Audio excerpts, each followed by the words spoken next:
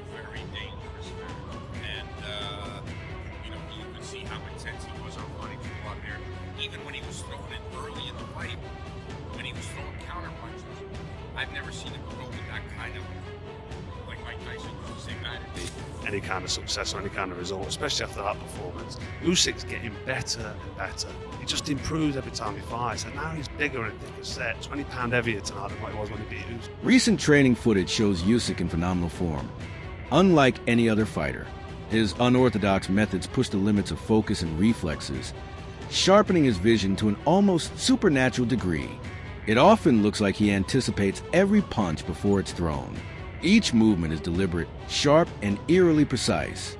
This rare and disciplined approach is a key to his elusive style, making him incredibly hard to hit and nearly impossible to break inside the ring.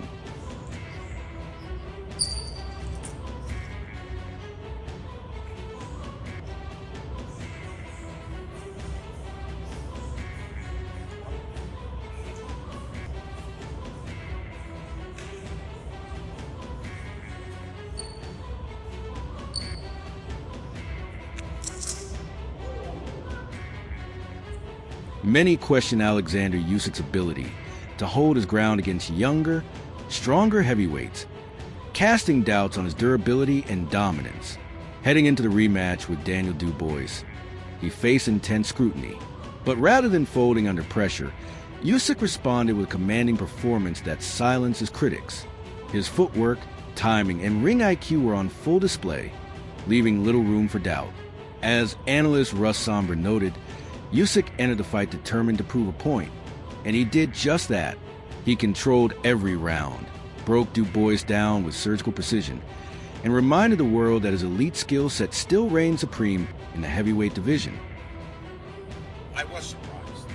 I was surprised because I had never seen him so intent on wanting to knock somebody out.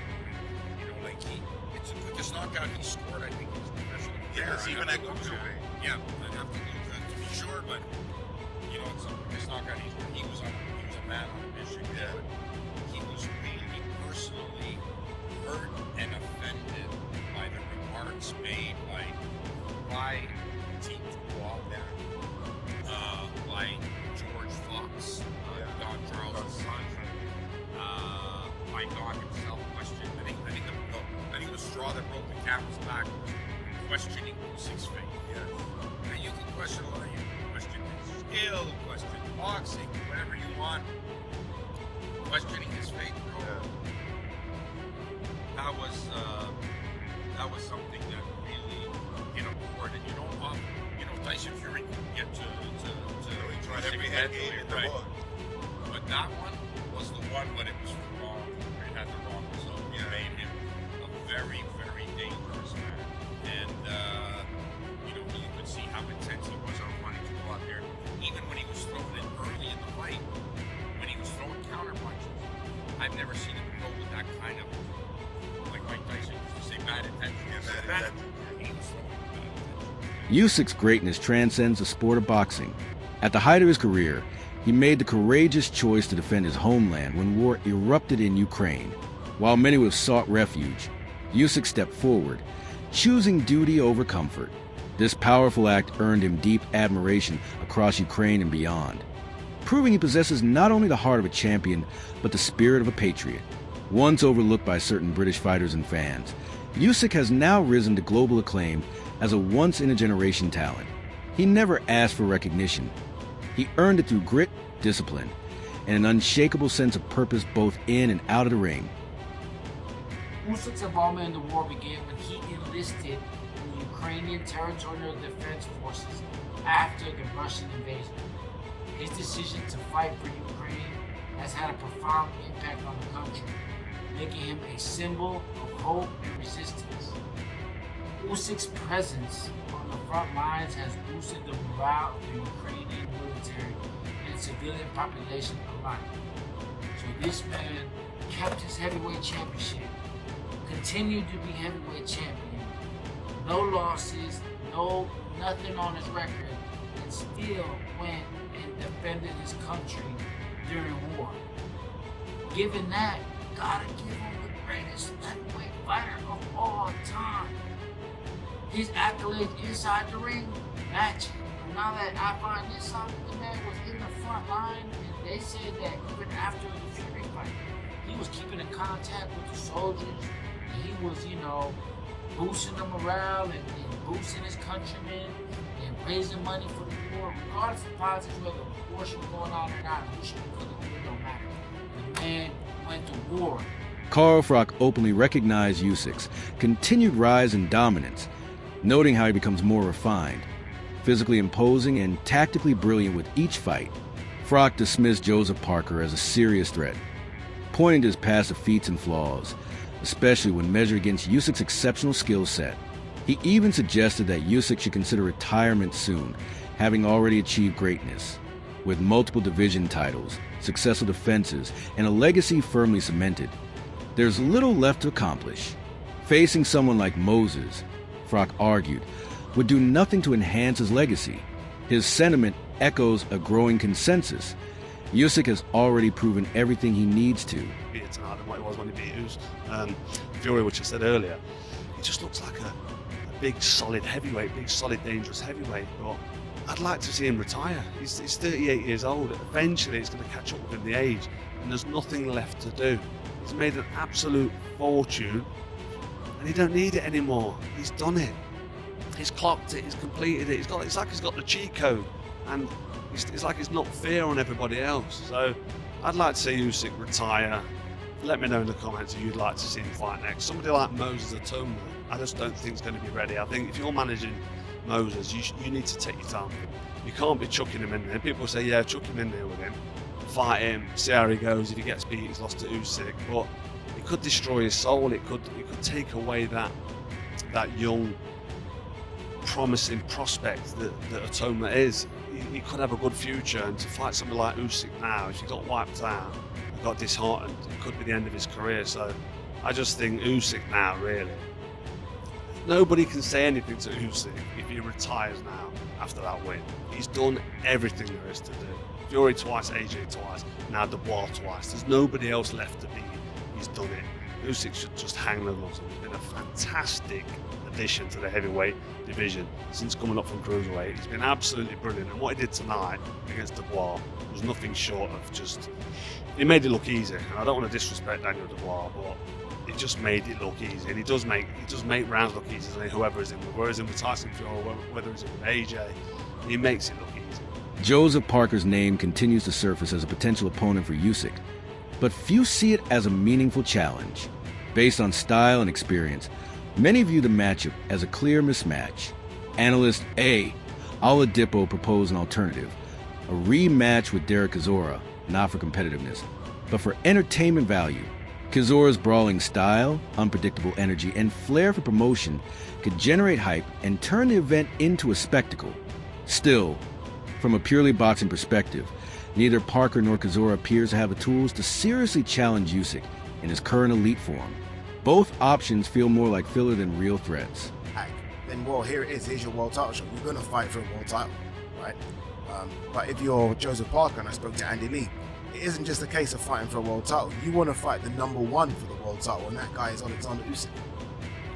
So, yeah, there must be loads of conversations going on right now. Loads of conversations. I did say this the other day, and I don't know, sometimes I'm like, when I was in the ring and I was interviewing Oleksandr Usyk, I was desperate because of my love for Joseph Parker. I was desperate for Joseph Parker to get. I know he got in the ring after, but I'm talking about on the zone. So whilst everyone is still in the stadium and everyone's still tuned in, I was desperate for him to kind of just jump in the ring. I was desperate for him to do it. Chisora was trying to do it. So Chisora knows how to play the game. And as much as people are like, what's Chisora doing? Chisora won't get the fight, but that's kind of what you got to do. And I know people are like, well, 1 second, it's not like that. It's ranking. Well, it's not though, is it? Because, again, Oleksandr Usyk can vacate the belt. He can say no. You have to kind of do what Daniel Dubois did last time. Daniel Dubois, rightly or wrongly, got in the ring, pissed Usyk off. Usyk's like, okay, we'll fight then. Okay, this is what you're doing, dude. We'll fight. And I felt like there was a time where I wanted Joseph Parker to almost nudge me. And I'm telling you now, we're kind of told not to give the mic. I don't know if you see, I always hold on to the mic. I would have given Joseph Parker the mic. And I would like Joseph Parker, because there's a mean side to Joseph Parker. I think everyone sees the friendly side. I've seen the mean side. And I wanted Joseph Parker to say, I want my shot. You've been ducking me. All these things might not be true, but do it. Said it. The crowd would have gone a bit wild, right? Because I think a lot of the crowd want Joseph Parker to get his shot. That's not what happened. And all of a sudden, you're seeing Jake Paul in the ring doing a face-off. You're seeing all these, and I'm like, where's Joseph Parker? Where are you, Joseph? It's no surprise that some have begun drawing comparisons between Usyk and Muhammad Ali. Though their fighting styles differ, the qualities they embody, ring intelligence, adaptability, and strategic brilliance, feel remarkably similar. Both fighters excel not just through skill, but through rhythm, misdirection, and an unmatched ability to outthink opponents. Usyk's talent for reading his challenger, adjusting mid-fight, and executing with precision mirrors the traits that made Ali a boxing icon. This comparison isn't about fame or legacy, but about their shared mastery of boxing as a true art form. It's a testament to the profound impact Usyk is making in today's era. Interesting heavyweight division, guys. Let me know what you guys think. Let me know what you guys thought of Usyk's performance, where he ranks in the all-time list. I know, everybody's big into their nostalgia, but remember, Soviets were not turning pro until the 90s, and I think that makes a big difference. That's another thing. Heavyweights are bigger. Lefties are more common now, and also the Soviet era fighters did not start turning pro until the 90s. So in the old days, they didn't have to deal with those guys. So a lot of things that also favor Usyk being the GOAT.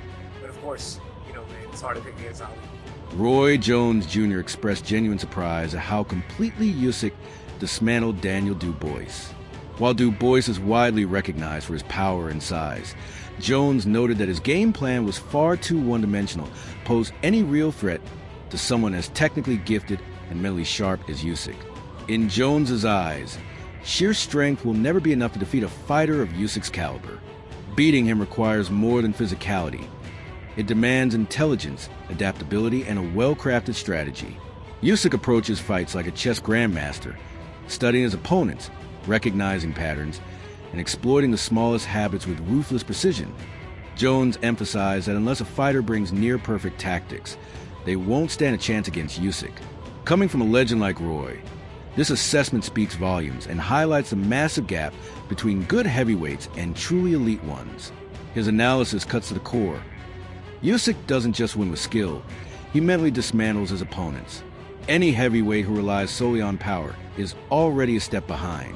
What truly sets Usyk apart is his mind. That's why even seasoned boxing experts like Jones find themselves in awe every time he steps into the ring. Under Usyk, what did you make of his display against Daniel Dubois last Saturday? It was something else, wasn't it? Yeah, I mean, it was, but it was nothing less than I expected, because if you make a guy quit with a jab, Spencer, you know this, if you make a guy quit with a jab, how is that guy ever going to beat you?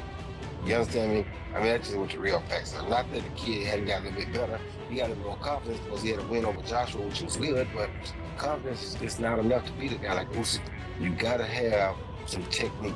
You got to have some grit. You can't lose him with a jab and think you're going to beat him. That's not going to work. Well, you was a smaller guy that went up and won the world heavyweight title, one of the only ones to do that from middleweight up to heavyweight.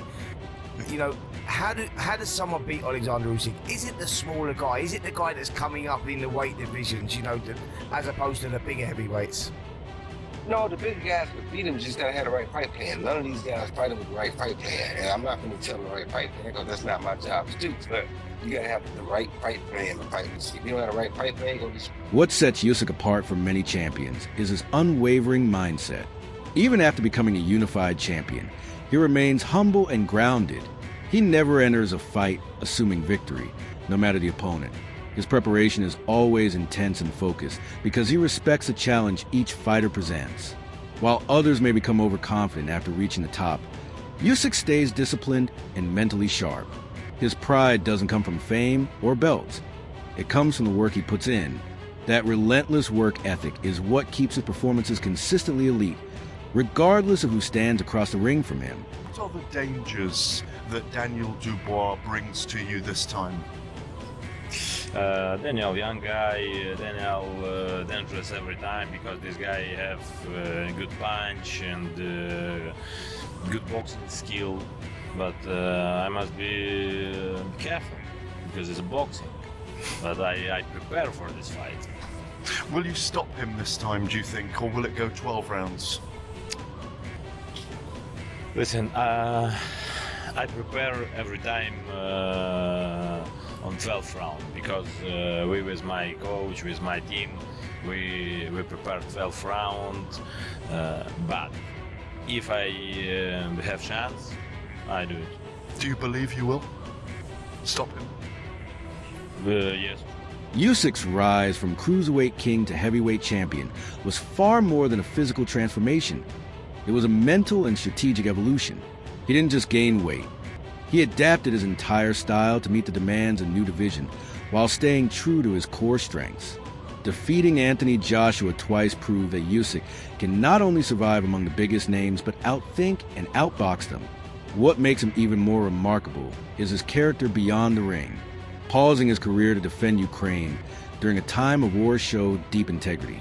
Few champions manage to balance athletic greatness with such unwavering personal values. But he must go away and make the adjustments, do some learning, but that can only happen if he can let go of his dad. And I mean, when it comes to the boxing, the fact of the matter is, if his dad was good enough for the job, he would already be in his corner. Oleksandr Usyk, 3-time undisputed champion of the world, there's no doubt in my mind he takes the #1 spot for pound, and not forgetting, at 2 different weights. And it's not just that, it's the fashion in which he does it. It's clinical. He cleaned up in the amateurs and the pros. He's just built different. He's been fighting the best, no questions asked. Going into the lion's den time and time again. His wins are so clean. He's not in wars. He takes care of business. Comes back like he's been to the shops. And amongst all of this, he's been to war. The way he carries himself is impeccable. I couldn't think of a better man, a person, to represent the sport of boxing. He's beaten the best in heavyweight, not once, but twice. AJ, Fury, and now Daniel Dubois. At this point, I just feel he should retire. He's got nothing to prove, and I felt this way after Fury too. After beating Daniel at 38, what's left? Let me know what you think. Please let me know in the comment section. I love to read them. And don't forget to like and subscribe. Paulie Malignaggi's praise for Usyk focused on the cerebral nature of his boxing. Unlike many modern fighters who depend on brute strength or flashy techniques, Usyk operates with intelligence, timing, and precision. His footwork is subtle yet highly effective. Each angle change either creates openings or shuts down his opponent's offense. This calculated movement allows Usyk to break down opponents without relying on knockouts. He controls rhythm to cause confusion and uses spatial awareness to command every exchange. Malignaggi believes this represents the future of boxing, where skill, precision, and discipline eclipse raw power.